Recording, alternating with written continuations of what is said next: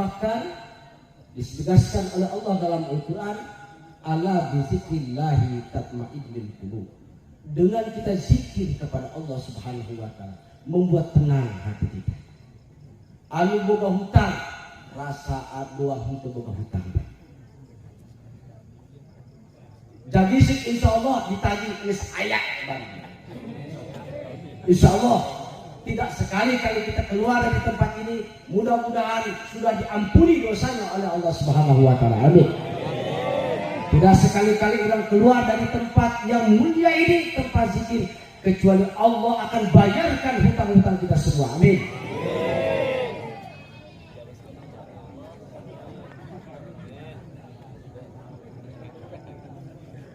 Ada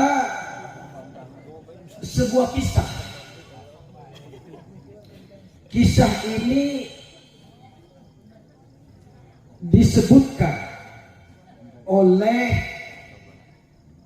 Syekh Imam Ahmad Syihabuddin dari seorang gurunya namanya Uwais Yamani. Bukan Uwais Habib ini, tapi Uwais Yamani. Syekh Ahmad Syihabuddin bin Salam Al-Qayyubi di dalam sebuah kitab An-Nadar, dalam sebuah kitab dari Uwais Yamani diceritakan bahwa ada seorang saudara, empat bersaudara. Maaf, yang tadi sebutkan, mohon maaf. Ini kisah ini saya ambil dari kisah ceritanya Imam Hatim Al-Aswad, muridnya Imam Syakib Balkhi. Imam Syakib Balkhi itu murid daripada Imam Ibrahim bin Adham.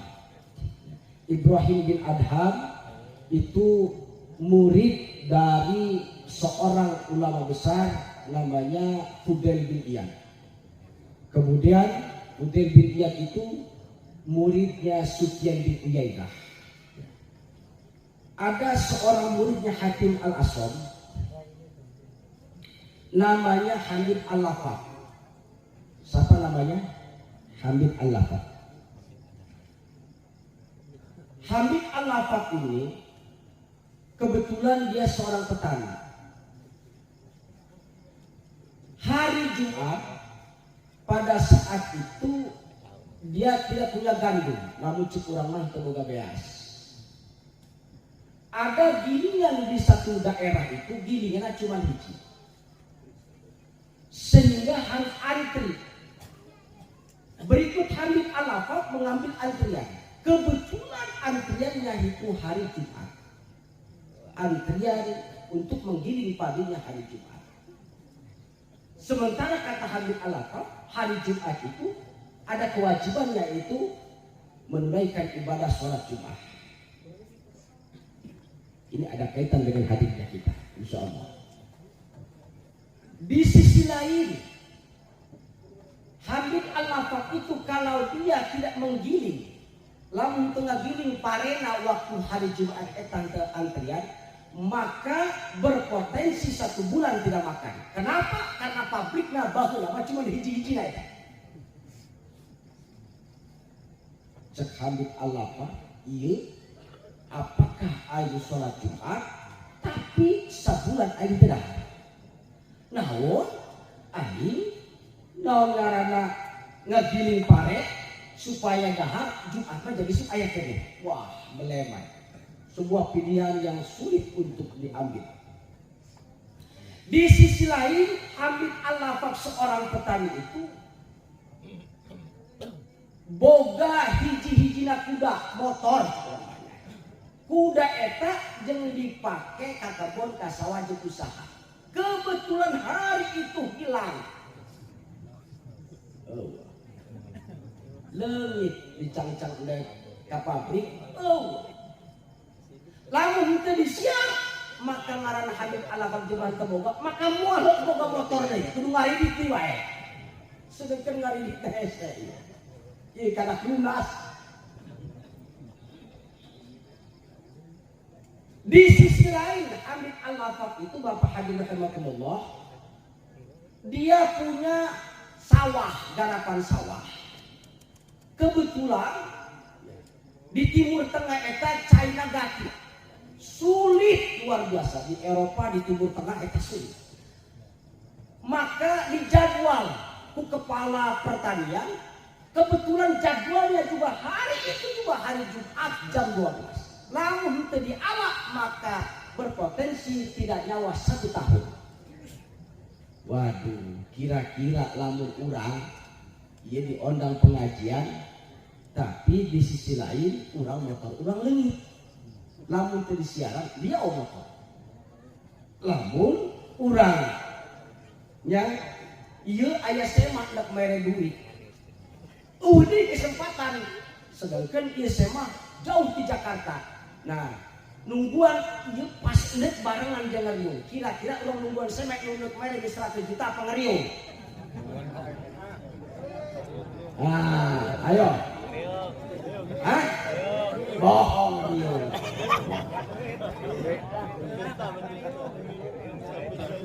Hadirin rahimakumullah. Imam Hatim Al-Asy ini ulama tahun 237. 237 Hijriah atau abad kedua. Ya, Hatim Al-Asy punya murid namanya Hatim Al-Afaf. Hamid Al-Afaf ternyata karena sudah dididik oleh seorang gurunya Hatim Al-Asy, boga keyakinan dan kepasrahan ke Allah Subhanahu wa taala. Cek Allah, wa may yatawakkal 'ala Allah fa hasbuh, saja manusia pasrah ke Allah maka Allah akan mencukupinya. Dan siapa saja yang mendahulukan kepentingan Allah daripada pribadinya maka Allah akan cukupkan. Komo yang ngaji, wah pengajian sekali Rasul ya. Man tafaqqaha fi dinillahi azza wa jalla kafahullahu ma'ahamahu warzaqahu min haitsu la yahtasib. Barang siapa yang pada malam ini tafaqqaha fi din, niatna di satu zikir hayang nuntut ilmu, hayang ngadenge pengajian, maka Allah akan cukupkan semua apa yang dipentingkan, yang dibutuhkannya, dan Allah akan memberikan rezeki yang tidak disangka-sangka. Amin. Percaya tak? Tergantung keyakinan masing-masing. Lamun kula yakin, lamun urang teu yakin kana hadis Rasul, terus yakinna kana sahabat. Hadirin rahimakumullah. Ternyata Hamid Al-Afaf akhirnya ngambil keputusan sholat Jumat, ngambil keputusan ikut zikiran, ngariung, ikut tahlilan, zikiran, anu zikir lagi Islam sawayah-wayah. Biasanya 150.000. Akhirnya Hamid Al-Afaf ikut ngaji, ikut Jumatan. Subhanallah, luar biasa Bapak Haji Rahimahullah. Orang yang mendahulukan kepentingan Allah daripada kepentingan duniawi itu luar biasa keistimewaan. Pulang di Jumatan cerita Habib Al-Afaf, begitu asyik ke imana assalamualaikum, waalaikumsalam. Di dalam ayat tumpukan karung, ayat tumpukan karung di dalam beas, di dalam gandum. Nanya karena pemajikan, ya ibu-ibu dengek. Cek Habib Al-Afaf, kata Habib Al-Afaf, wahai istriku, ini beras gandum ini punya siapa? Bukankah gandum kita masih di pabrik nungguan antrian? Ternyata saya mengambil sholat Jumat, akhirnya saya urungkan masih jadi apa, masih jadi masih padi. Tapi kenapa ini sudah jadi biji beras? Kata istrinya begini Pak, begini Pak, bah katanya, kan abah itu Jumatan, iya. Tetangga kita itu nggak Jumatan karena nggak buruk apa namanya ke pabrik begini. Dilala tetangga itu ke rumah sambil panggul-panggul beras daging. Kata saya, Pak, itu apa Pak? Ini beras gandum. Gandum punya siapa? Punya suami kamu. Kenapa?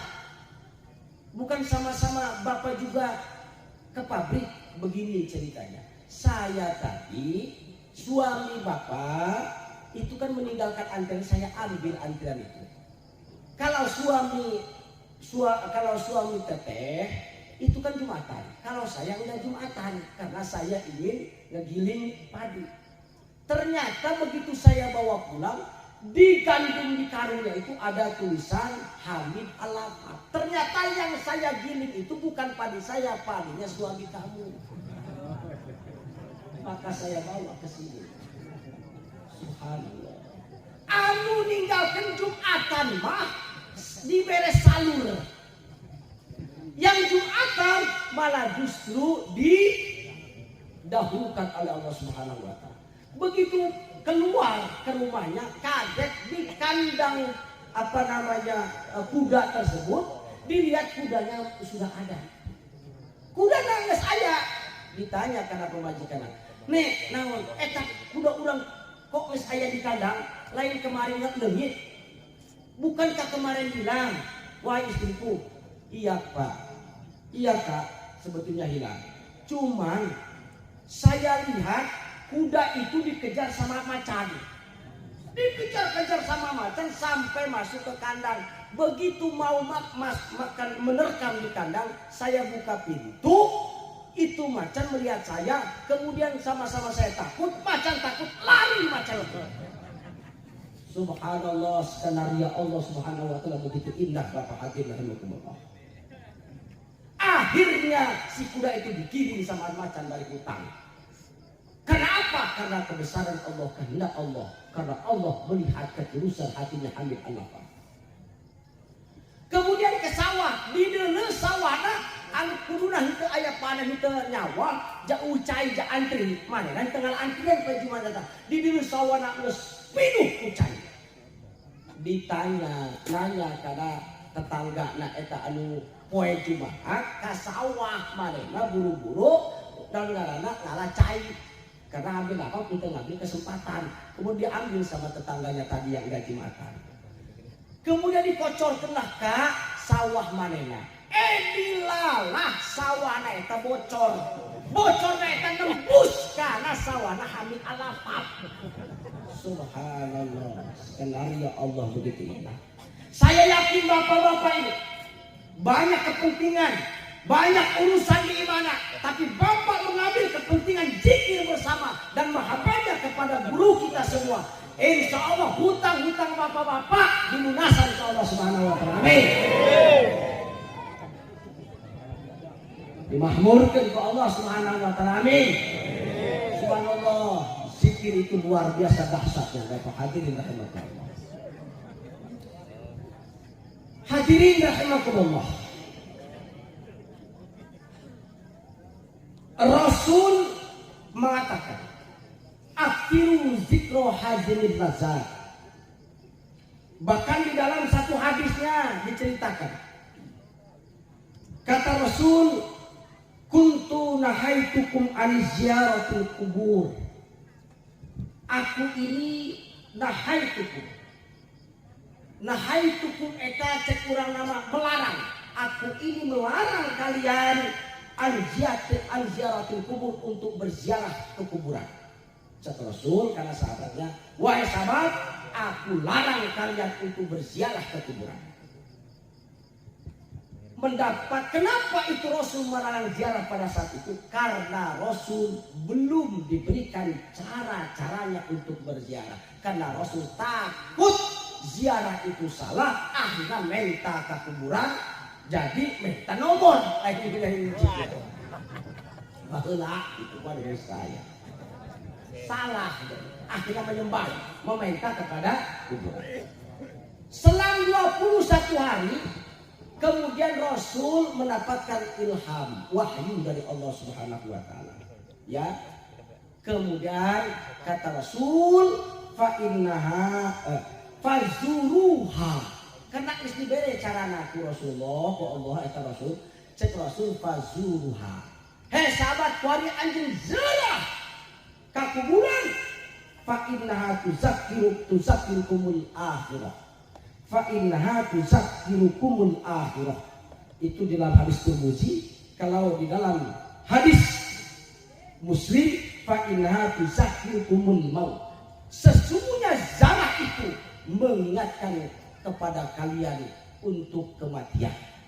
Masya Allah Bapak hadirin, urang zarah ini intinya adalah cek Rasulullah untuk mengingat kepada kematian. Supaya orang ingat bahwa orang ini nepah kullu nafsin za'iqatin, setiap yang mati pasti akan merasakan mati. Subhanallah. Lalu apa hikmahnya orang haulan izarahan Bapak hadirin rahimakumullah? Keistimewaannya di antara lain adalah yang saya sebutkan.